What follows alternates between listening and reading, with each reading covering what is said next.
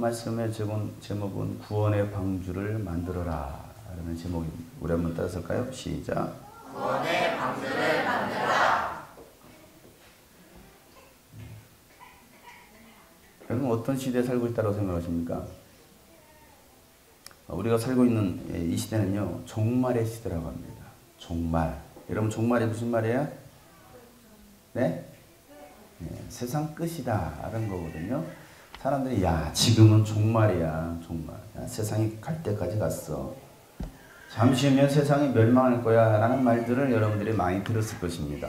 무슨 근거로 그런 말들을 할까? 여러분 한 번쯤 생각해 볼 필요 있습니다. 세상은 갈수록 악해져 가고요. 윤리와 도덕도 무너지고 최소한의 인간의 가치와 존엄성마저도 무시되는 시대가 되고 말았어요. 그럼 왜 이 시대가 이렇게 악해졌을까요? 왜 여러분이 살고 있는 이 시대가 이렇게 여러분 악해졌을까요? 2015년도를 우리가 살아가고 있는데 왜 이렇게 악해졌을까? 그 이유를 성경에서 말하고 있습니다. 여러분이 태어나기 2000년 전에, 얼마 전에요? 2000년 전에 이미 성경 속에서 예수님께서 말씀하셨습니다. 예언하셨습니다. 세상의 끝날이 되면, 세상의 종말의 때가 되면 이렇게 될 것이다 라고 예수님 말씀하셨어요. 종말의 때가 되면 전쟁과 테러가 일어날 것이다 라고 말씀하셨습니다. 요즘 전 세계를 분노케 하는 일들 가운데 하나가 무엇이냐면 IS 이슬람 국가, 그 극단주의 무슬림 테러 집단이 알라신이라는 그 알라신의 이름으로 기독교인들을 참수하고 총살을 하고 칼로 목을 베는 장면들을 촬영해서 전 세계를 위협하고 있습니다. 이 가운데는 그런 영상들을 보신 분도 계실 것입니다. 그래서 준비했습니다.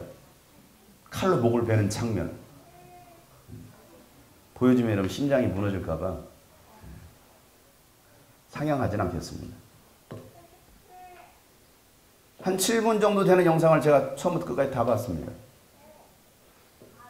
바닷가에서 예수 믿는 사람들을 다 잡아들여서 빨간색 주황색 옷을 단체로 다 입혀놓고 양손을 묶은 채로, 뒤로 묶은 채로 끌고 옵니다. 복면을 한 이슬람 테러 집단이 예수 믿는 사람들 다 무릎을 꿇히고 그 손에는요 칼이 들려 있습니다. 그리고 머리를 잡고서 목에다 칼을 대고서 그대로 썰어버립니다. 영화가 아니에요. 실제 상황입니다. 그런데 그 예수 믿는 사람들 죽으면서도 아무 말 하지 않습니다. 반항하지 않아요. 그 영상을 보여주면 어린아이들이나 노약자들, 심장 약하신 분들, 아니 저도 그 영상을 보면서 사실은 막 속이 막 넘어오려고 하고요. 잊을 수가 없어요. 제가 몇 번을 봤습니다.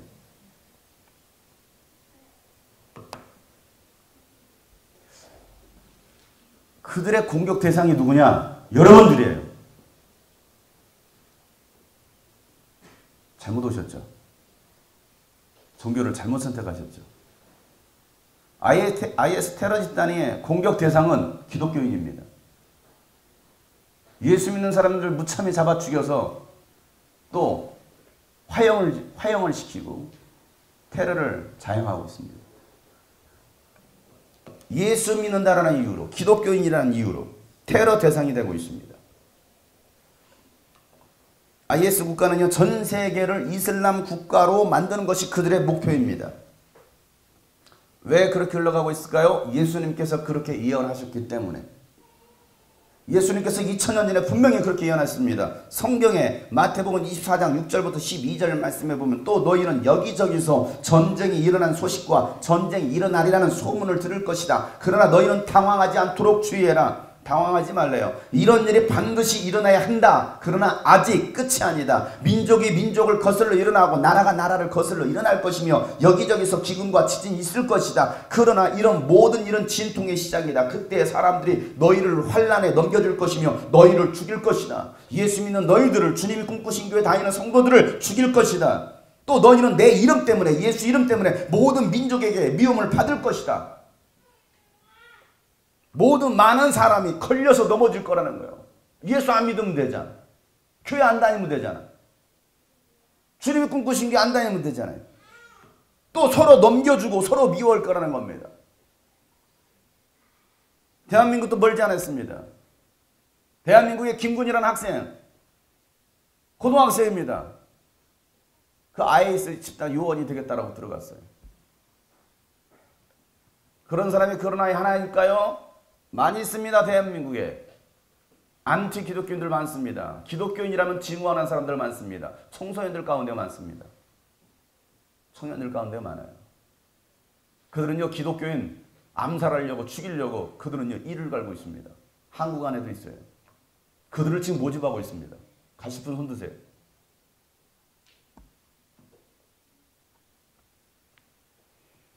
또 거짓 예언자들이 많이 일어나서 많은 사람은 홀릴 것이다. 그리고 불법이 성하여 많은 사람의 사랑이 식을 것이다 라고 예수님께서 2000년 전에 예언해 놓으신 이 말씀이 지금 여러분이 살고 있는 2015년도에 이루어지고 있다는 사실을 여러분 뉴스를 통해서 보시고 계십니까? 뭐 보십니까? 스마트폰 가지고. 우리 청소년들이요. 게임만 하고 있습니까? 뭐 하시나요? 뉴스를 보세요. 성경들이 이루어져 가고 있는 거예요. 그렇다고 한다면 우리는 지금 이대로 있을 수 없어요. 정신을 차려야 됩니다.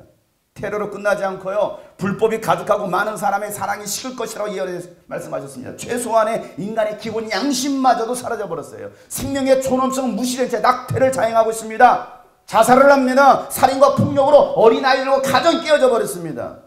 지난주에도 화성에서도 한국에서도 공기총으로 사람을 죽이는 사건들이 일어났어요. 그냥 쏴 죽이는 거예요, 이제는. 지난 2월 26일에는 헌법재판소에서 1953년 제정된 헌법 241조 간통죄가 62년 만에 폐지되었습니다. 국가가 법률로 간통을 처벌하는 것은 국민의 기본권을 침해하는 것이라고 위헌이라는 거예요. 국민의 기본권. 여러분, 그 국민의 기본권이 무엇입니까? 성생활의 자유라는 거거든요. 그걸 왜 국가가 관여하느냐는 거예요. 그래서 이제는 이것이 위헌이다. 폐지했습니다. 이제 남편이 내연녀와 간통을 해도 법으로 처벌할 수 없는 시대가 되었습니다. 여러분이 이런 시대에 살고 있습니다. 이번 헌법재판소의 결정으로 더 많은 가정이 깨질 겁니다. 정반대로, 성경과는 정반대로 가고 있는 이 세상 법이에요. 하나님께서는 분명히 말씀하셨습니다. 레위기 20장 10절 말씀에 남자가 다른 남자의 아내 곧 자기의 이웃집 아내와 간통하면 가늠한 두 남자는 함께 반드시 사형에 처해야 된다. 이게 하나님의 법이죠. 사형시키라는 거예요. 죽이라는 거예요. 성경에서는 간통하는 사람은 사형에 처하라고 말씀하십니다. 이제 한국은요, 이 기본 윤리마저도 무너져 버렸습니다. 언제요? 며칠 전에. 동성애를 인정해야 된다라고 결정할 날도 곧 올 것입니다. 이미 다른 국가에서는요, 동성애를 합법적으로 인정하고 있습니다. 창조 질서가 깨진 것이죠. 남자와 남자가 사랑합니다. 남자와 남자가 성관계를 합니다. 여자와 여자가 성관계를 합니다. 하나님은 동성애를 죄라고 말씀하시죠. 레위기 20장 13절 말씀에 남자가 같은 남자와 동침하여 여자에게 하듯 그 남자에게 하면 그 두 사람은 망청한 짓을 한 것이므로 반드시 사형에 처해야 된다. 그들은 자기 죄값으로 죽는 것이다. 성경에서는 분명히 하나님 말씀하셨습니다. 죄라는 거예요. 뭐가요? 동성애가. 그러나 이 동성애가 죄라고 말하면 죄가 될 날이 곧 올 것입니다. 이제 여러분의 며느리가 남자가 들어올 날이 올 거예요. 여러분의 사위가 여자가 들어올 날이 올 겁니다. 멀지 않았다고요? 아니요. 가까운 나라들이 이미 시행하고 있습니다. 한국도 지금 그걸 시행하려고 몸부림을 치고 있어요. 여러분, 대한민국도 간통을 죄라고 말할 수 없고 동성애를 죄라고 말할 수 없는 날이 곧 올 것이에요. 그렇게 세상은 타락하고 변해도 분명한 것은 하나님의 말씀은 변하지 않는다는 사실이에요. 성경의 진리는 변하지 않습니다. 마태복음 5장 18절 말씀에 내가 진정으로 말하기를 천지가 없어지기 전에는 율법은 1.1획도 없어지지 않고 다 이루어질 것이다. 반드시 완성되고 말 것이다. 뭐가요? 성경이 하나님께서 말씀하신 대로 다 완성될 거라는 거예요. 세상은요, 성경에 예언된 대로 다 이루어져 가고 있습니다. 여러분이 성경을 모르면 지금이 어떤 시대인지를 몰라요. 왜 이런 시대가 이렇지라고 알 수 없어요. 왜? 성경을 보지 않기 때문에. 하나님의 말씀을 듣지 않으면 여러분은 시대를 분별할 수 없습니다. 오늘 이 말씀을 듣고서도 지금이 어떤 시대인지를 분명히 깨닫고 종말의 때를 준비할 수 있기를 바랍니다. 성경에서 말하고 있잖아요. 예수님이 이 땅에 다시 오신다고 말씀하셨어요. 2000년 전 이스라엘 땅에 오셨을 때는요, 우리를 위해서 죽으시고 구원하시기 위해서 오셨지만 이 땅에 다시 오실 때는 심판의 주로 오실 것입니다. 오셔서 믿는 자와 믿지 않는 자를 심판하실 거예요. 그래서 믿은 자는 영생의 부활로, 믿지 않은 자는 지옥 형벌의 부활로 서게 될 거예요. 이게 성경의 원리거든요. 그래서 9장 27절 말씀에 이렇게 말합니다. 사람이 한 번 죽는 것은 정해진 일이고 그 뒤에는 심판이 있다라고 말하고 있어요. 여기 죽지 않을 사람이 누가 있습니까? 다 죽어요. 젊은 사람들도 죽습니다. 나이 드신 분도 당연히 죽겠죠. 다 죽습니다. 왜? 이것이 하나님의 법이라는 거예요. 영원히 살 사람 없습니다. 누가 먼저 갈지 몰라요. 그러나 죽고 난 다음에는 반드시 심판이 있다는 거예요. 여러분 이 말을 그냥 듣지 마세요. 이 말 무시하지 마세요. 반드시 심판이 있습니다. 따라서 했습니다. 죽고 난 다음에는 심판이 있습니다. 옆에 사람 알려주세요. 당신 죽으면 심판받습니다. 진지하게 얘기하세요. 진지하게. 당신 죽으면 심판이 있습니다. 두 종류의 심판이죠. 어떤 심판이냐 이게. 영생에 대한 심판이냐 아니면 사망에 대한 심판이냐. 분명히 다 믿은 자도 믿지 않은 자도 부활할 겁니다. 다 부활합니다. 그런데 어떤 사람은 생명의 부활로, 어떤 사람은 형벌의 부활로 서게 될 거라는 거예요. 예수님은 마지막 때 일어날 이 자연 현상과 또 세계 현상들에 대해서 말씀하시면서 또 한 가지를 말씀해 주셨는데요. 그게 뭐냐면 노아의 때와 같이 예수님께서 다시 오실 때도 사람들은 일상생활에 매여서 살아갈 것이다 라고 예수님께서 말씀하셨어요. 야, 마지막 때가 되면 이런 자연현상이 일어날 거야. 수많은 지진이 일어나, 수많은 기근이 있을 거야. 수많은 테러가 일어날 거야. 예수님 사람 막 다 잡아 죽일 거야. 너희들이 예수님 믿는 것 때문에 사람들에게 미움을 받을 것이고 서로 주고받고 팔려갈 거야. 사람도 식어질 거야 라고 말씀하시면서 한 가지 또 한 가지 사실은 뭐냐면 너희들이 말이야 일상에 매여서 살아갈 거야 라고 말씀하십니다. 그건 뭐 남의 일이고 나는 상관없는 얘기지 라고 생각하는 사람들. 마태복음 24장 36절 39절 말씀해 보면 그러나 그날과 그 시간은 아무도 모른다. 하늘의 천사들도 모르고 아들도 모르고 오직 아버지만이 아신다. 다 같이 시작. 노아의 때와 같이 이 인자가 올 때에도 그러할 것이다. 홍수 이전 시대에 노아가 방주에 들어가는 날까지 사람들은 먹고 마시고 장가가고 시집가며 지냈다. 홍수가 나서 그들을 모두 휩쓸어 가기까지 그들은 아무것도 알지 못하였다. 인자가 올 때도 그러할 것이다. 보세요. 예수님께서 언제 다시 오실지, 언제가 종말의 날과 시각인지는 아무도 모릅니다. 언제가 끝인지 몰라요. 언제 세상 종말이 올지 아무도 모릅니다. 사람들은 막 예측을 하죠. 1999년 9월 9일 9시 9분 9초. 사람들은 추측을 합니다. 2012년 12월 12일 12시 12분 12초. 예측을 합니다. 2015년 3월 2일 내일 종말이 온다라고 사람들이 예측하고 있어요. 예언하고 있습니다. 그러나 성경 말합니다. 그날과 그 시각은 아무도 모른다라는 거예요. 천사도 몰라요. 아들도 모릅니다. 다만 누구만 알아요? 하나님 아버지만 아신다라고 말씀하십니다. 그러나 여러분 분명히 성경은 종말의 징조에 대해서 말씀하셔요. 몇 월 며칠에 오신다라고는 알 수 없지만 종말의 징조를 보여주십니다. 종말의 징조가 보일 때 정신을 차리라는 거예요. 지금 여러분 이 시대를 보면서 뉴스를 보시면서 정신을 차리라는 것이죠. 하나님은요 굉장히 계획적인 신분이십니다. 질서의 하나님이시지 무질서하신 분이 아니에요. 그냥 대충 아무렇게나 여러분처럼 우리 학생들처럼 그렇게 하지 않으셔요. 하나님은요 굉장히 계획적이신 분이십니다. 이 세상의 모든 인류의 역사는 하나님의 계획 가운데 진행되고 있어요. 이게 하나님의 역사예요. 그분의 역사죠. 우리 학생들이요. 역사가 영어로 뭡니까? 잘하네. 원어민 발음으로 시작. History. 그래요.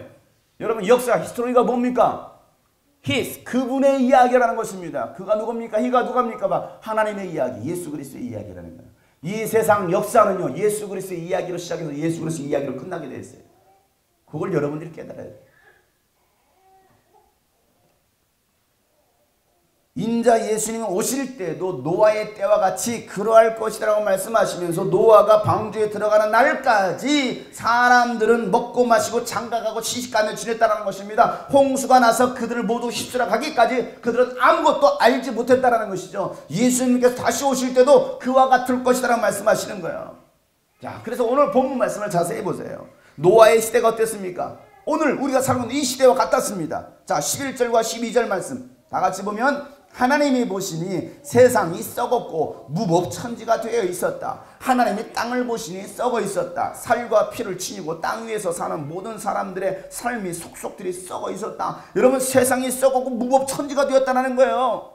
지금 온통 세상이 그래요. 무법천지입니다. 가만히 서 있는데 와서 망치로 때려 죽여요. 칼로 찔러 쑤셔 죽입니다. 가만히 있는데, 버스정에서 버스를 기다리고 있는데 열받는다고 그냥 때려 죽이는 시대, 무법천지가 되었어요. 왜? 성경에 예언된 대로 온통 세상이 썩어버렸어요.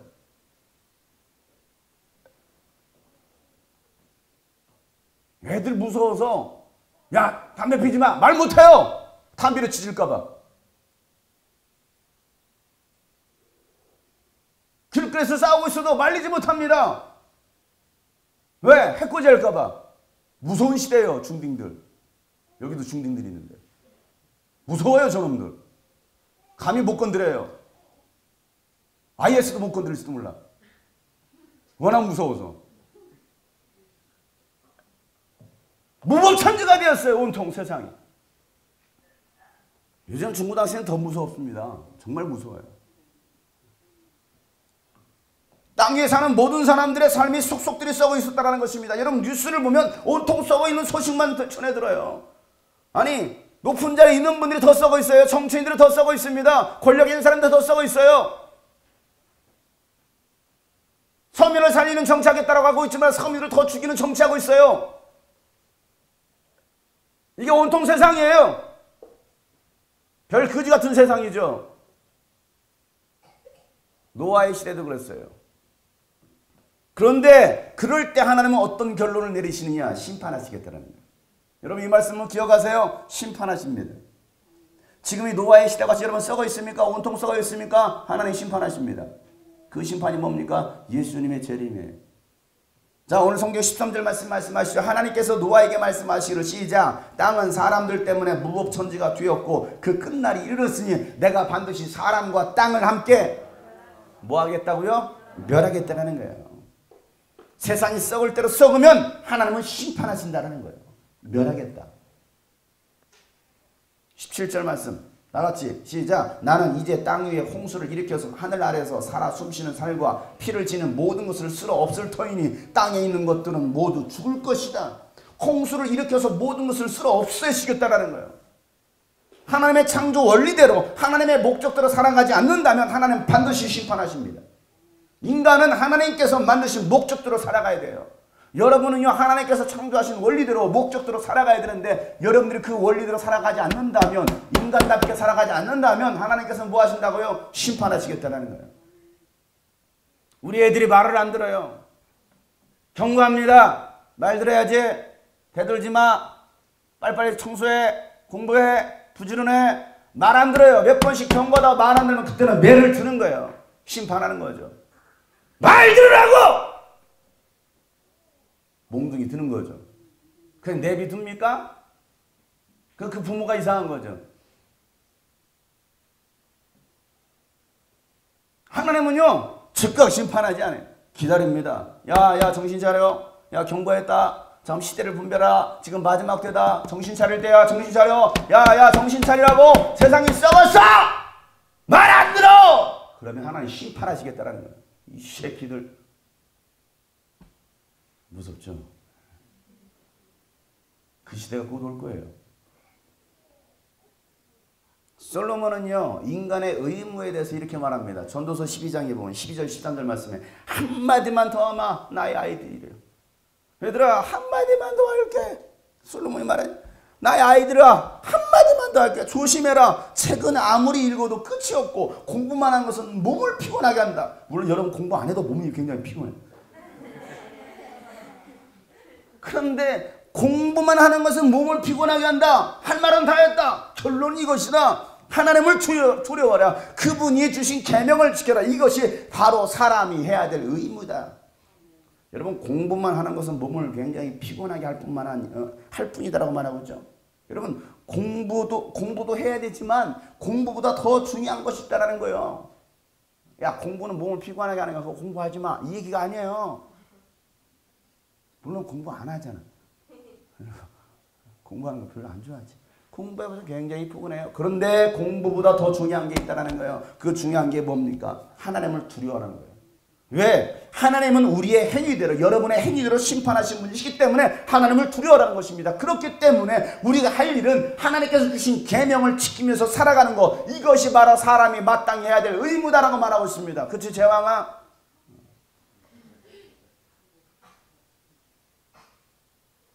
마땅히 사람이 해야 될 의무가 뭐냐? 우리 중학생들이요, 여러분 마땅히 해야 될 의무가 담배 피는 거 아니야? 술 먹는 거 아니야? 게임하는 거 아니야? 초등학생들이요, 담배 피는 거 아니야? 많이 피워 요즘. 사람이 마땅히 해야 될 의무가 뭐냐 이거예요. 하나님을 두려워하는 거예요.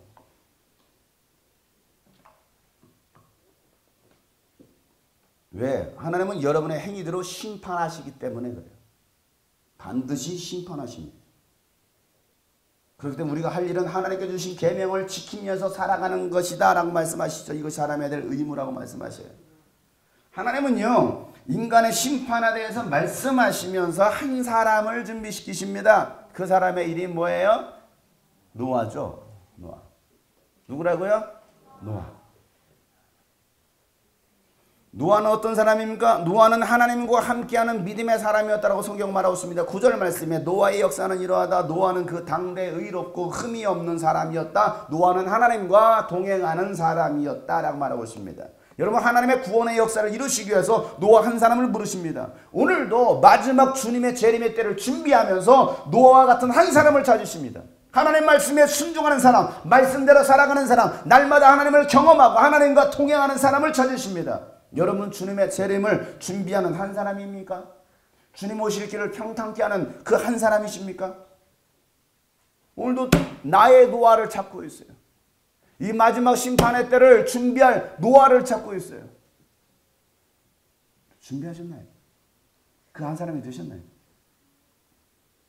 잘 물어봅시다. 졸고 있는 사람한테. 당신 노아요? 정신 노아요?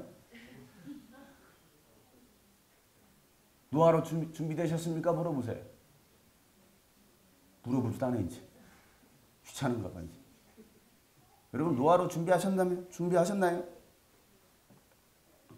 하나님은 노아에게 말씀하시면서 노아와 언약을 맺죠. 그 언약의 내용이 무엇입니까? 오늘 말씀은 노아와 아들들과 아내와 며느리들과 모든 짐승의 수컷과 암컷 한 쌍씩을 따르는 것입니다. 이게 하나님께서 노아와 언약하신 거. 18절 20절 말씀 나같이 한번 큰 소리로 읽겠습니다. 시작. 그러나 너하고는 내가 직접 언약을 세우겠다. 너는 아들들과 아내와 며느리들을 모두 데리고 방주로 들어가거라. 살과 피를 지는 모든 짐승도 수컷과 암컷으로 한 쌍씩 방주로 데리고 들어가서 너와 함께 살아남게 하여라. 새도 그 종류대로, 집 짐승 그 종류대로, 땅에 기어다니는 온갖 길짐승도 그 종류대로 모두 2마리씩 너에게로 올 터이니 살아남게 하여라. 이게 하나님께서 노아와 맺으신 언약이에요. 오늘 하나님은 저와 여러분에게 언약하십니다. 약속하셔요. 말씀으로 약속하십니다. 노아의 8식구와 어마어마한 그 숫자가 되는 동물들을 태울 수 있는 크기의 방주를 만들라고 하나님께서 말씀하십니다. 그것도 하나님께서 물로 심판하실 것을 대비해서 만들라라는 거예요. 그리고 하나님은 자세하게 만드는 방법과 크기까지 정확하게 알려주십니다. 14절 16절 너는 잣나무로 방주 한 척을 만들어라. 시작. 방주 안에 방을 여러 칸 만들고 역청을 안팎에 칠하여라. 길이는 300자, 너비는 50자, 높이는 30자로 하고 그 방주에는 지붕을 만들되 한 자 치켜 올려서 덮고 방주의 옆쪽에는 출입문을 내고 위층과 하늘대층과 아래층으로 나눠서 세 층으로 만들어라. 3층이나 되는 그 어마어마한 크기의 배를 만들어라. 근데 여러분 이렇게 말하니까 치수로 나니까 도대체 얼마나 한 거야? 모르죠? 모르겠죠? 그래서 성경에서 말씀하신 대로 한 사람이 만들었어요. 실제 크기로. 네덜란드의 요한 휘버라는 사람이요, 성경에 나온 크기의 그 실제대로 방주를 3년 동안 만듭니다. 그리고 2012년도에 완성했습니다. 사진을 한번 보여줄 거예요. 3년 동안 만들어졌던 이 방주, 이 어마어마한 크기의 방주. 이게 사진이 이렇게 쭈그려서 나왔는데 이게 축구장 크기입니다. 여러분 보세요. 이렇게 큰 방주를 몇 사람이 만들어요? 한 사람이 만들어요? 노아의 8식구가 만들어요. 노아가 야, 하나님께서 이 방주를 만들란다. 아들들에게 말합니다. 며느리에게 말합니다. 아내에게 말합니다. 그래요? 하나님께서 만들라고 하십니까? 예, 그럼 만들어야죠 하고서 온 8식구가, 노아를 비롯해 모든 8식구가 방주를 만들기 시작합니다. 몇 년 동안요? 약 100년 동안. 몇 년 동안요? 100년 동안. 아까 그 네덜란드 요한 휘버라는 사람은 3년간 만들었어요. 약 100년 동안 되는 그 오랜 시간, 그것 여러분 생각해 보세요. 1년도 아니고 10년도 아니고 100년 동안 온 가족이 하나님의 명령대로 방주를 만드는 데만 삶을 들였다고 생각해 보세요. 그것도 어디다 방주를 짓느냐? 산 맨 꼭대기 위에다가. 생각해 보세요. 산 맨 꼭대기 위에다가 방주를 지어요. 이게 말이 돼요? 그런 모습을 지켜봤던 사람들 뭐라고 했을까요? 네? 드디어 미쳤구만. 노망 들었어 저 양반. 노망 들었대. 뭐하는 짓이야? 이 날벼락에. 사람들이 왜 배를 만드냐고 물으면 노아는 뭐라고 말했을까요? 하나님께서 세상이 죄로 가득해서 세상이 온통 썩으셔서 썩었다고 해서 홍수로 심판하신다고 말씀하셨습니다. 그래서 방주를 만들래요 라고 말을 했을 때 사람들은 그 노의 말을 비웃었을 것입니다. 그의 말을 믿지도 않았고 들으려고 하지 않았을 것입니다. 오히려 미치광이 취급을 했을 것입니다. 광신자라고 했을 거예요. 오늘도 제가 지금 여러분들에게 말하죠. 여러분 세상 끝날입니다. 예수님 곧 오실 것입니다. 예수님의 심판의 날에 곧 임할 것입니다 라고 말하지만 이 가운데는 저 목사 양반이 미쳤구만. 무슨 개소리야 라고 생각하는 사람이 있을 거예요. 예수님의 재림을 말하면 종말난 자라고 말을 할 것입니다. 예수 천당 불신족 외치면 광신자 개독교인이라고 말할 것입니다. 예수님을 믿고 신앙생활 한다고 말하면 바쁘다고 하는 사람들, 공부해야 된다고 하는 사람들, 돈 벌어야 된다고 하는 사람들, 나 연애에 대해서 바쁩니다. 교회 다닐 시간 없습니다. 초등학생들도 학원 다니라고 바빠서 교회를 못 온대요. 얼마나 바쁜지. 바쁘대요. 교회 다니는 시간 없대요. 돈 벌어야 돼서, 연애에 대해서, 놀아야 돼서. 듣지 않아요. 성경이 말했죠. 마지막 때도 그럴 것이다. 시집가고 장가가고 돈 벌고 취미생활하고 여행 다녀야 돼서 교회 다닐 수 없다라고 하는 사람들. 노아의 때도 있었고 오늘날도 많이 있습니다. 꼭 그렇게 열심히 믿어야 돼 라고 말하는 사람들도 있습니다. 여러분 주님이 꿈꾸신 게 굉장히 유별난 교회예요. 제가 생각해도 참 유별해요. 참 유별난 사람들 한번 모였고요. 이 교회가 참 유별나게 돌아가고 있습니다. 뭐 이런 사람들이 모였을까? 맞아요. 그런 사람들이 모인 곳이 바로 주님이 꿈꾸신 교회입니다. 아니 그런 사람들이 더 올 겁니다. 미치겠죠? 더 올 겁니다. 돌아버리겠죠? 어제도 뭐 하는데 교회는 정신병원입니다. 맞아요. 정신병원이죠. 종합병원에다가 정신병원이다. 누구 하나 온전한 사람이 없어요. 왜? 세상이 온통 썩어 있거든요. 그런데 일반적인 교회들은 굉장히 온전해 보입니다. 정상적으로 보입니다. 주님이 꿈꾸신 교회만 이상한 교회처럼 보여요. 주님이 꿈꾸신 게 성도들처럼 신앙생활하면 사회에서 살아남을 수 없다라고 말을 할 것입니다. 시간 낭비하고 열정 낭비한다고 말할 겁니다. 아니 교회 다니는 사람들조차도 그렇게 생각하는 사람들이 많이 있어요. 여러분 IS 그 테러 집단도 그들의 목적을 이루기 위해서 총칼을 듭니다. 그게 사명이라 생각하고 있어요. 여러분, 신천지도 그들의 목적을 이루기 위해서 교회로 침투합니다. 이곳에 침투하셨습니까? 회개하시고 예수 믿고 구원받으시길 바랍니다. 아멘 하는 사람들. 여러분, 이단 사이비지 집단들도 자신들의 그 목적을 이루기 위해서 물불을 안 가리는데 참 진리를 믿고 있다라고 하는 기독교인들은요, 물불을 가립니다. 몸을 사립니다. 자신이 누릴 수 있는 거 다 누립니다. 보기 좋게 십자가에 목에 걸고 다닙니다. 그러는 사이 영혼들을 예수님을 알지 못하는데 죽어가고 있어요. 한편에선 예수님을 위해 목배임을 당하면서 죽음을 당하고 있습니다. 무엇이 진짜입니까? 내가 머뭇거리는 사이에, 내가 멍 때리고 있는 사이에 어떤 사람은 예수를 알지 못해서 죽어가는 사람이 있고, 어떤 사람은 예수님 때문에 목배임을 당하는 사람이 있어요. 뭐가 진짜예요? 어떤 사람이 진짜의 삶일까요? 그런 여러분 하고 있는 직장, 학교 다 때려치고 뭐 선교지로 가라 이 얘기일까요? 왜 우리는 있는 현장에서, 학교에서, 가정에서, 직장에서 왜 우리는 선교자의 삶을 살지 못하고 있을까요? 왜 복음 전도자의 삶을 살고 있지 못하고 있을까요? 노아의 시대 때도 노아의 말을 듣지 않았습니다. 오늘도 예수 복음을 듣지 않습니다. 하나님이 심판하시니 구원의 방주에 올라타라는 말을 듣지 않고 물로 심판을 받았습니다. 예수님이 재림하시면 불의 심판을 받으니 얼른 구원의 방주인 이 교회 공동체로 들어오라고 외쳐도 듣지 않습니다. 세상에서 죄짓고 타락으로 살아가다가 망하니까 얼른 예수님께 돌아오라고 외쳐도 듣지 않습니다. 그래도 우리가 할 일은 외치는 거예요. 구원의 방주를 만드는 거예요. 하나님은 노아에게 구원의 방주를 만들라고 하시면서 구체적으로 말씀하셨죠. 구체적으로. 하나님은 두리뭉실하게 말씀하시지 않았어요. 정확한 치수를 말씀하시고 또 설계 도면까지 주시죠. 성막을 만들라고 말씀하셨을 때도요, 정확한 치수를 주셨습니다. 노아도 하나님께서 명하신 대로 순종했고요, 모세도 하나님께서 명하신 대로 성막을 그대로 만들었습니다. 이게 신앙이에요. 아유, 그냥 뭐 성경에 있는 거 꾸며낸 얘기 아니에요. 아유, 그냥 뭐 믿는 사람들 홀리려고 그렇게 그냥 꾸며낸 얘기 아닙니까? 라고 생각하십니까? 그래서 정말 수천 년 전에 만들었던 이 성경서의 창세기 6장에 기록되었던 이 노아의 방주가 터키에 있는 아라랏산에서 발견이 되었습니다.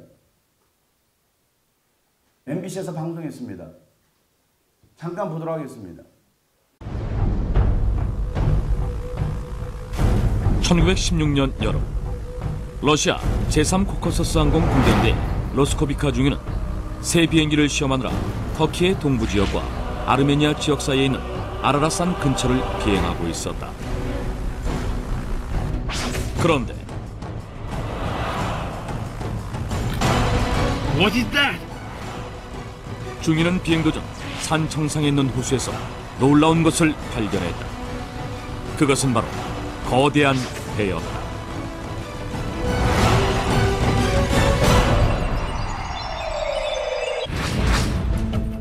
로스코비카 중위의 보고를 받은 러시아의 황제 니콜라이 2세는 탐험대를 보내 직접 확인하게 했는데, 탐험대 역시 로스코비카 중위가 배를 발견했던 장소에서 빙하 속에 묻힌 거대한 배를 발견한다.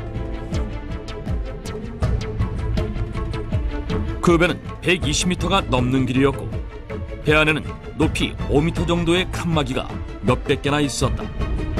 어떤 방은 아주 크고 천장이 높았으며 어떤 방은 바구니가 겹겹이 줄지어 있기도 했다.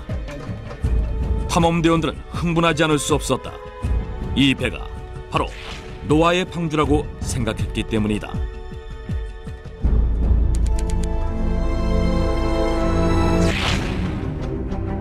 노아의 방주란 성경의 창세기에 등장하는 거대한 배로, 성경에 의하면 모든 사람들이 타락한 생활에 빠져 있었으나 혼자 바르게 살고 있던 노아가 하나님이 홍수로 사람들을 심판하려 할 때 특별한 계시를 받아 만든 것이라고 한다.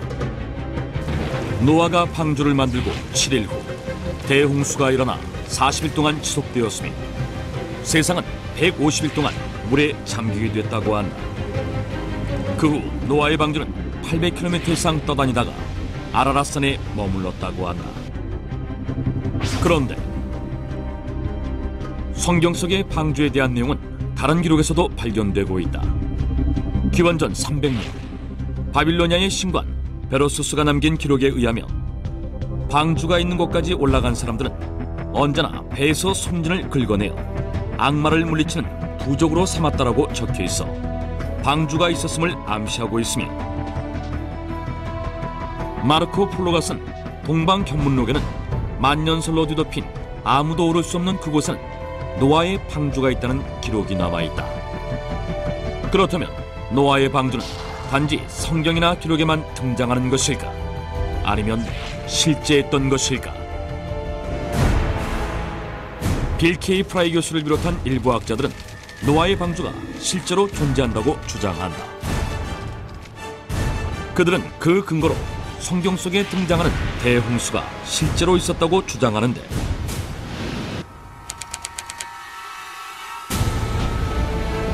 대홍수에 대한 이야기는 비단 성경뿐만 아니라 전 세계의 다양한 신화 속에도 등장한다.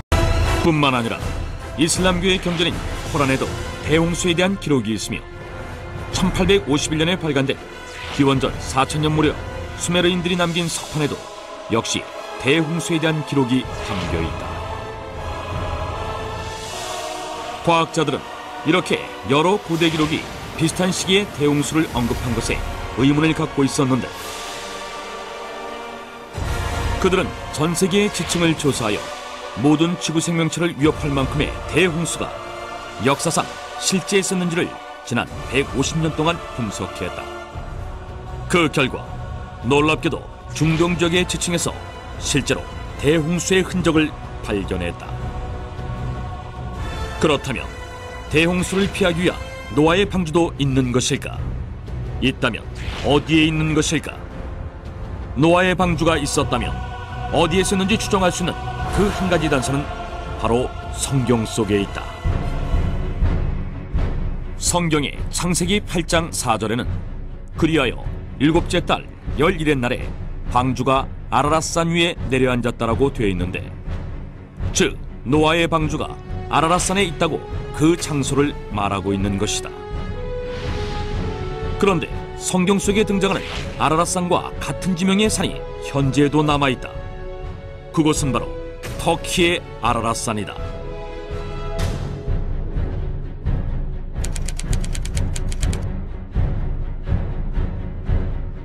터키의 아라랏산은 그 지방말로 쿠이누라고 불리기도 했는데, 이는 노아의 산이라는 뜻이며 오랫동안 신성시 되어온 곳인데다가 현재 이곳 동네 이름들은 지난 수천 년간 노아와 노아의 자손들의 이름을 사용하고 있다고 한다. 뿐만 아니라 이 아라랏산에는 바다에서만 볼 수 있는 어패류의 화석과 소금 등 대홍수가 있었음을 증명하는 흔적들이 발견되기도 했다. 그런데 놀라운 일이 벌어진다. 1955년 노아의 방주를 찾아 아라랏산을 찾아온 프랑스의 폭파 전문가인 페르낭 나바라와 그의 아들 라파엘이 산 정상의 빙하 속에서 방주의 파편으로 여겨지는 나무 조각을 발견한 것이다. 그들의 발견 과정은 고스란히 실제 영상으로 남겨져 공개됐는데, 이렇게 되자 그들이 발견한 것이 실제 노아의 방주 파편인지에 대한 여부에 관심이 모아졌다. 그리고 얼마 후 발견된 나무 조각의 생성년대를 분석했는데 놀랍게도 약 5000년 전의 것으로 밝혀졌다.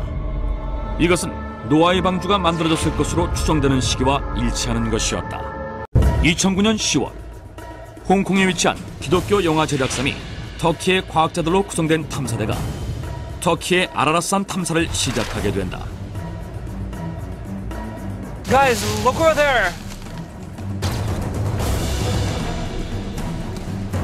그들이 아라랏산 해발 4000m 지점에서 발견한 것은 거대한 목재 구조물이었는데, 눈과 화산재 아래에 묻혀 있었던 이 목재 구조물을 이란에서 탄소연대 측정을 한 결과 기원전 2800년의 것으로 확인됐다. 탐사팀은 이 측정 결과를 근거로 이 목재 구조물이 노아의 방주로 추정된다고 공식 발표하기에 이른다. 그렇다면 이 목재 구조물이 정말 노아의 방주일까? 여러분, 성경 속의 이야기로 끝나지 않고 그 터키에 있는 아라랏산이 빙하가 녹으면서 실제 그 노아의 방주가 발견이 되면서 온 세상이 떠들썩하게 됐죠. 네, 성경에 기록된 그대로 남아 있었기 때문에. 그런데 여러분 성경 안 믿습니까? 여러분 역사적인 자료 근거들을 보여줘도 여러분 안 믿습니까? 그러나 여러분 성경이 사실이고 예수 믿어야 천국 간다는 것, 천국과 즐겼다는 사실도 여러분 믿어야 되지 않겠습니까? 예수님 다시 오신다는 사실도 인정해야 되지 않겠습니까? 인정하지 않는 것이 무식한 거죠. 왜? 과학도 증명하고 있는데. 하나님은요, 구체적인 계획을 갖고 계세요. 명확하게 말씀하십니다. 노아는 하나님께서 명하신 대로 방주를 만들었습니다. 정확한 치수로 방주를 만들었어요. 하나님께서 오늘 우리에게 구체적인 계획을 가지고 구원의 방주를 만들라고 말씀하십니다. 주님이 꿈꾸신 교회 성도들이요, 또 영상을 보시는 분들이요, 구체적으로 구원의 방주를 만들 수 있기를 바랍니다. 여러분, 집을 사더라도 그냥 사지 않아요. 구체적인 계획을 가지고서 돈을 모으고 때로는 대출을 받고 몇 년 안에 집을 살 것이라는 계획을 세웁니다. 돈 한 푼 없는데 내일 집 살 거야. 말이 안 되죠. 여러분 서울대를 들어가는 사람 구체적인 공부 계획을 가지고서 공부를 하지 대충 아무렇게나 닥치는 대로 하지 않습니다. 그렇게 해서 여러분 서울대학교 들어간 사람이 누가 있을까요? 여러분 다이어트를 하더라도 구체적인 계획을 가지고서 성실히 임할 때 다이어트에 성공합니다. 경험해 보셨죠? 실패한 경험. 왜? 구체적이지 않거든요. 그런데 여러분 세상 것들을 성공시키기 위해서도 구체적인 계획을 세우고 있는데 영혼을 구원하고 주님의 재림을 준비하는 일에는요 구체적인 계획이 없어요. 신앙생활 하면서 구체적인 계획이 없습니다. 막연하게 전도해야지라는 생각만 가지고 올 한 해 내가 몇 명의 영혼을 만나고 몇 명의 영혼들에게 예수가 그리스도이십니다라는 그 복음을 전할지에 대한 구체적인 계획이 없어요. 그냥 전도해야 돼. 전도해야지. 그냥 너무나 막연한 거예요. 예수를 믿어도 막연하게 믿습니다. 예수님께서는 구체적으로 예루살렘과 유다와 사마리아와 땅끝까지 이르러 나의 증인들하고 구체적으로 말씀하셨는데 우리는요 구체적인 계획과 행동이 없습니다. 이런 믿음이 허상이라는 거예요. 이게 가짜라는 거죠. 말로만 믿음이야. 말로만 전도해야지. 몇 명 할 건데요? 어떻게 할 건데요? 몇 명을 만나실 건데요? 계획이 없어요. 여러분 믿음은 바라는 것들의 실상이요 보지 못하는 것들의 증거라고 성경을 말씀하셨는데 우리는 바라보지 않습니다. 바라보고 있다고 한다면 구체적인 계획이 있었을 것입니다. 내가 서울대학교를 바라봤으면 구체적인 계획을 가지고서 공부를 했겠죠. 구체적인 거지 않아요. 여러분 구체적인 계획이 없다고 한다면 그것은 바라보는 것이 아닙니다. 멍 때리고 있는 거죠. 여러분 전도하기를 원하십니까? 영혼 구원하기를 원하십니까? 그렇다고 한다면 올 한 해 내가 몇 명의 사람들을 만날 것인지 구체적인 숫자를 결정해야 됩니다. 올 한 해 내가 10,000명을 만나겠습니다. 10만 명을 만나겠습니다. 여러분 구체적이 돼요. 10명 만나겠습니다. 여러분 그런 거 하지 마세요. 1년에 고작 만나는 게 10명입니까? 복음을 전하겠다라는데 구원하겠다라는데 고작 10명이에요? 여러분 숫자를 정한 사람은요 만나기 위해서 나갈 겁니다. 행동을 옮길 것입니다. 그럴 때 하나님께서 영혼을 붙여주시고 구원하게 하시는 것이죠. 내가 10만 명을 만나겠습니다. 올 한 해 2015년도 내가 10만 명 만나겠습니다. 못 만날까요? 구체적인 숫자도 없어요. 계획도 없습니다. 그냥 전도해야지. 그러다 1년 지나가겠죠. 왜? 2014년도 그렇게 지나갔거든요. 2015년도 그렇게 지나갈 것입니다. 주님이 꿈꾸신 교회 6년을 돌아보면 각자가 영혼에 대한 목표점이 없었다는 것을 알게 되었어요. 구체화시키지 못했다는 것도 깨닫게 되었습니다.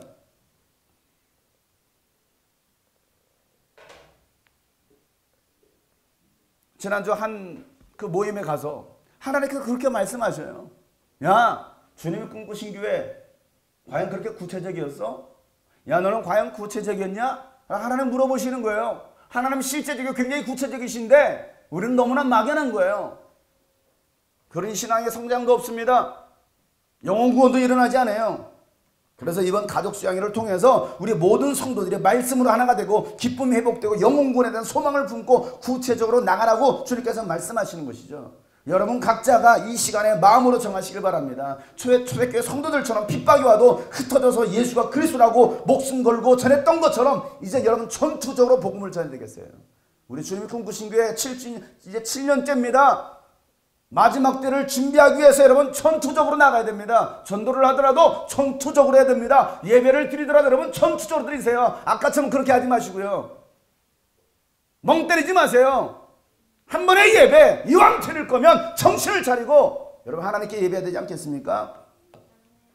노아는 하나님께서 명하신 그대로 행했습니다. 오늘 22절에 그러죠. 노아는 하나님께서 명하신 대로 다 했다. 꼭 그대로 했다. 일치했다라는 거예요. 빗나가지 않았다는 것입니다. 정확히 했습니다.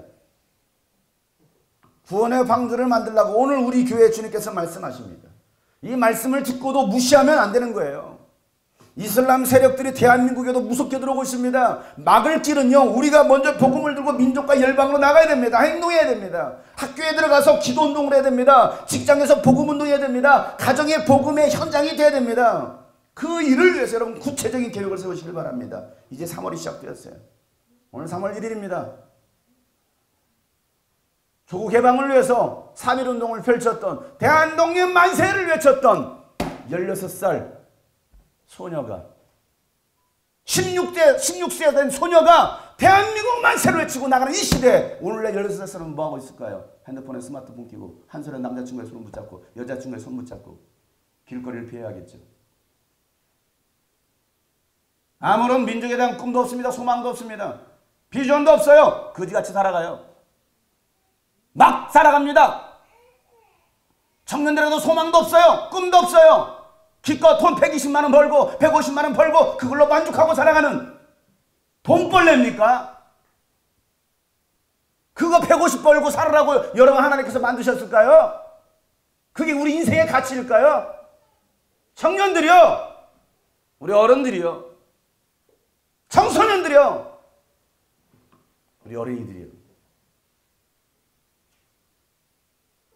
뭐가 인생의 가치일까? 뭐가 주님이 꿈꾸신 교회 하나님의 뜻일까를 이런 분명히 깨달으세요.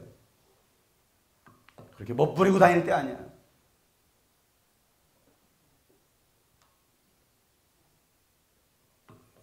여러분 2015년도도 벌써 2달이 지났습니다. 2달 동안 한 영혼도 만나지 못했고 한 영혼에도 복음을 전하지 못했다 한다면 우리는 지금 직무유기하고 있는 거예요. 너 뭐하고 있어? 너 지금 그렇게 살고 있을 때야? 입을 열어 기도하지 않고 가르치지 않는다면 불충성한 게으른 종인 거예요. 하나님은 저와 여러분을 복음 전도자로 부르셨습니다. 모든 민족에게 복음을 증거하라고 저와 여러분을 부르셨습니다. 어린 아이들도 복음 전도자예요. 우리 어린이들이요. 우리 유치부 어린이들이요. 유치원에 가서 예수님을 전하기를 바라요. 어린이집에 가서 우리 나의 친구들에게 나랑 같이 교회 가자. 예수님 믿어야지. 우리 목사님 잘생겼어. 하면서 전할 수 있는 날. 이제 지아가 초등학교 들어갔어요. 내가 이 초등학교를 불질러 버릴 거야. 성령의 불을 지를 거야. 말할 수 있는 지아. 얼마나 멋있어. 중학교 올라가서 나 중2병 걸렸어. 아무도 건들지 마. 어쩌라고. 이딴 소리 하는 중2가 아니라 이제 벌써 중3 됐다. 나 이제 중2 안 돼요. 중3인데요. 우리 청년들이요. 우리 어른들이요. 이제는 여러분 복음을 들고 세상으로 나갈 수 있길 바랍니다.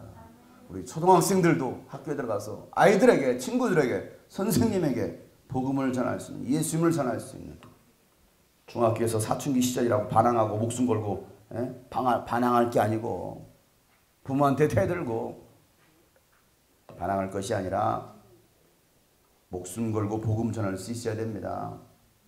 고등학교 들어가서 고등학생이라고 연애질하지 말고 예배하는 일과 공부하는 일에 목숨 걸어야 됩니다. 청년들도 마찬가지죠. 장년들도 내 삶의 목적을 분명히 알고 하나님의 목적이 나의 목적이 되도록 여러분 하나님의 그 목적대로 우리는 살아가야 됩니다. 그래서 여러분 오늘 구체적으로 결단하세요. 오늘 이 말씀 듣고 그냥 또 헛것으로 듣지 마시고 구체적으로 정하세요. 물이 바다 덮음같이 하나님의 영광을 아는 지식이 온 땅에 가득한 날이 오도록 우리는 이제 일어나야 돼요. 이게 우리가 할 일입니다. 구체화시켜줘요. 여러분 이 시간 한번 기도하실 때 하나님께서 오늘 여러분은 뭐라고 말씀하시는지 들으시고 구체화시키세요. 내가 올 한 해 몇 명을 만날 건지, 몇만 명을 만날 것인지, 몇십만 명을 만날 것인지 구체화. 공부를 어떻게 할 것인지 구체화해야 되지 않겠습니까? 내가 하나님 앞에 어떻게 예배 생활할 것인지 이런 구체화해야 되지 않겠습니까? 그냥 이런 2014년도 보내듯이 한 사람도 만나지 못하고 입 한번 뻥끗하지 못하고 벙어리 개가 되어서 그리고 여러분 혼자 교회 다니시겠습니까? 직무유기하지 맙시다. 불충성한 게으른 종이 되지 맙시다. 입을 여세요. 입을 여세요. 나가세요. 하나님 내가 10만 명 막론하겠습니다. 작년에 어떤 청년이 우리 교회 청년 아닙니다. 어떤 청년이 10만 명을 내가 예수님의 복음을 전하겠습니다. 그렇게 결단을 했습니다. 그리고 진짜 1년이 지났는데 10만 명을 만났대요.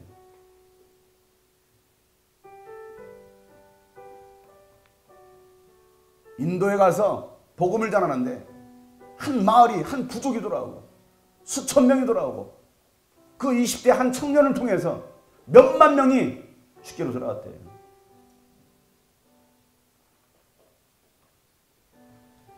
다른 사람 되는데 왜 우리는 안 될까요? 왜 우리는 안 할까요? 구체화하지 않은 거죠. 세상 모든 민족이 구원을 얻기까지 쉬지 아니하시는 하나님, 모든 민족 가운데 예수 그리스도의 복음이 증거되고 그 입술로 하나님을 찬양하는 날이 올 때 주님의 재림, 마지막 세상 끝날이 될 것입니다. 그래서 주님 앞에 그 설 때에 부끄러운 자가 아니라 고개도 들지 못하는 그런 부끄러운 자들이 아니라 하나님 내가 충성을 다하다 왔습니다. 복음 전하다 왔습니다. 그렇게 당당하게 말할 수 있는 사람이 되도록 이번 시간 결단합시다. 내가 오늘 몇 명을 만나겠습니다.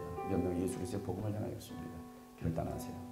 여러분 기도합시다. 하나님 나를 통해서 많은 영혼이 주께 돌아오게 하여 주옵소서. 나를 통해서 많은 열방 가운데 예수 그리스도의 복음이 증거되게 도와주시옵소서. 하나님 필요하시면 나를 보내주십시오. 열방 가운데 보내주십시오. 여러분 기도하세요. 그리고 하나님 그 일에 나의 삶을 드리겠습니다. 목숨을 걸고 예수 그리스도의 복음을 증거하는 복음 전도자의 삶을 살겠습니다.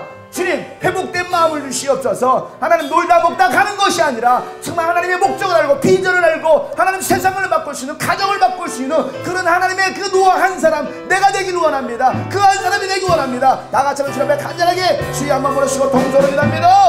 주여 하나님 아버지요 오늘도 노아 한 사람을 찾으시는 하나님